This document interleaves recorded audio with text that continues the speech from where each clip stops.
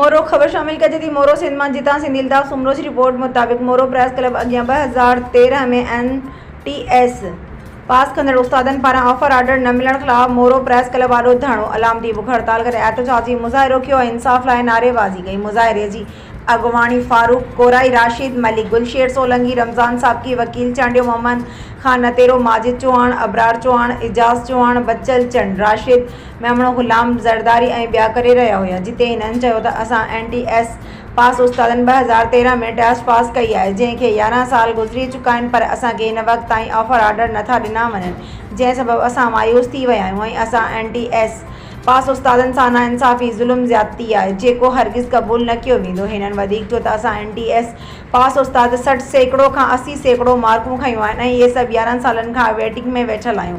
तंहिं करे सभिनी NTS पास उस्तादनि खे पंहिंजो हक़ ॾिनो वञे। जेकॾहिं असां नौजवाननि खे पंहिंजो हक़ न ॾिना विया त हाणे मरण घड़ीअ ताईं एहतजाज करे धरणो हंयो वेंदो।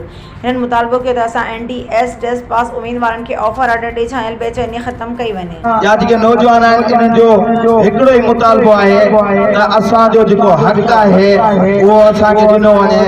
असां मेरिट ते आया आहियूं, असांजो 60 खां वठी 99 ताईं मार्कूं आहिनि। मुसलसल प्रोटेस्ट कंदा था अचूं, कराची खां वठी कश्मीर ताईं, पर अॼु ॿियों ॾींहुं आहे बुख हड़ताल ते पंहिंजे शहर मोरो प्रेस क्लब ते वेठा आहिनि। असां मोहतरम जनाब ज़ियाउल लंजार साहब खे पुरज़ोर दाख़िल कयूं त साईं ये अवां जा वोटर आहिनि, ये अवां जे शहर जा आहिनि, ये अवां जे हितां मालिकी करण वारा आहिनि, ये उस्ताद आहिनि। हिननि जो हिकिड़ो ई मुतालबो आहे त साईं असांजो नोटिस वठो आयो, तव्हां हिन वक़्तु सूबाई वज़ीर आहियो, अल्लाह पाक तव्हांखे इज़त ॾिनी आहे।